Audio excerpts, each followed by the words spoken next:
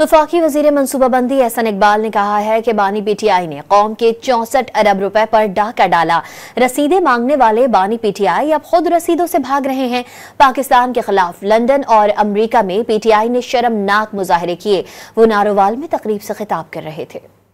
4 सालों में इस मुल्क की मईशत की ईंट से ईंट बजा दी। लंदन अमरीका में पीटीआई वालों ने वो शर्मनाक मुजाहरे किए पाकिस्तान के खिलाफ कि ना कभी हिंदुस्तान ने ऐसा किया है, ना कभी बांग्लादेश ने किया है।